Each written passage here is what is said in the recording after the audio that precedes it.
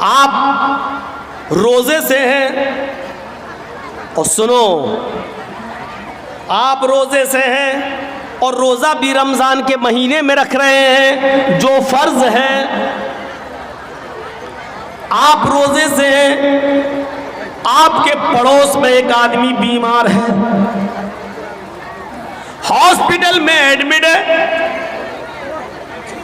Doctor نے urgent blood مانگا ہے، لیکن اس آدمی کا جو آپ کا پڑوسی ہے وہ ہندو ہے، عیسائی ہے، یہودی ہے، کوئی بھی ہے، مسلمان نہیں ہے مان لو، اسلام کو چھوڑ کر وہ دوسرے کسی مذہب کا ماننے والا مان لو تھوڑی دیر کے لیے، لیکن بیمار ہے، اور ڈاکٹر نے کہہ دیا کہ 1 گھنٹے کے اندر اندر اگر مجھے اس کے گروپ کا بلڈ نہیں ملا تو ہم اس کو نہیں بچا پائیں گے. اس کے بیٹوں کا بلڈ گروپ اس کے بلڈ گروپ سے الگ ہے، اس کی بیوی کا بلڈ گروپ الگ ہے، اور لوگوں کا بلڈ گروپ اس کے گروپ سے الگ ہے، لیکن آپ مسلمان ہیں، آپ کا بلڈ گروپ اس کے بلڈ گروپ سے میچ کھا رہا ہے، اور آپ 1 بوتل خون دے سکتے ہیں اور اس کی جان بچ سکتی ہے. تو ایسی صورت میں آپ کو ڈاکٹر کے پاس جا کر 1 بوتل خون دینا پڑے گا، اس لیے کہ اس کی جان بچانا اس وقت ضروری ہے، آپ اس کی نہیں بچا رہے ہیں. قرآن کہتا من احیاہا فکأنما احیا الناس جميعا، جس نے کسی ایک انسان کو بچایا اس نے پوری انسانیت کو بچایا. یہاں آپ ایک ہندو کو یا ایک عیسائی کو نہیں بچا رہے، ایک انسان کو بچا کر پوری کائنات کی اور پوری دنیا کی انسانیت اور مانوتا کو بچا رہے ہیں.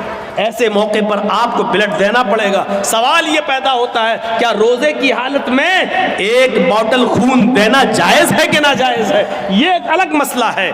میرے بھائیوں، آپ کو روزہ ہے، بخار ہے، لیکن ڈاکٹر نے بلڈ جانچ کے لیے سیمپل مانگا ہے، آپ روزہ نہیں توڑنا چاہتے ہیں، تو ایسی کنڈیشن میں آپ بلڈ جانچ کے لیے 2 4 5 ml بلڈ اگر آپ کا نکالا جا رہا ہے تو آپ نکلوا سکتے ہیں، آپ کا روزہ نہیں ٹوٹے گا.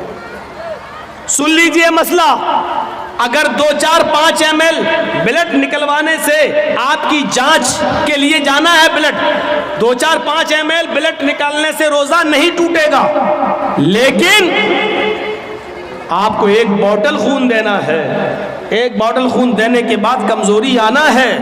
کمزوری جب آتی ہے تو بلڈ نکالنے والے آپ کے ہاتھ میں پہلے ایک بال پکڑا دیتے ہیں تاکہ خون کا سرکولیشن بنا رہے، اور آپ ایسے ایسے بال دباتے رہیں گے اور بلڈ نکلتا رہے گا، اور بلڈ نکالنے کے بعد 1 بوتل خون دینے کے بعد پھر آپ کو 2 بسکٹ، چائے یا کوئی جوس پلایا جاتا ہے. یہ ہر ہاسپٹل کا ایک نیم ہے.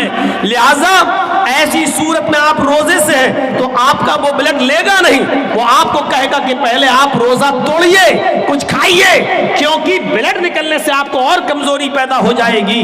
اسلام یہاں آپ کو اجازت دیتا ہے کہ ایک غیر مسلم کی جان بچانے کے لیے آپ کو اگر روزہ توڑنا پڑ رہا ہے تو روزہ توڑ دیجئے.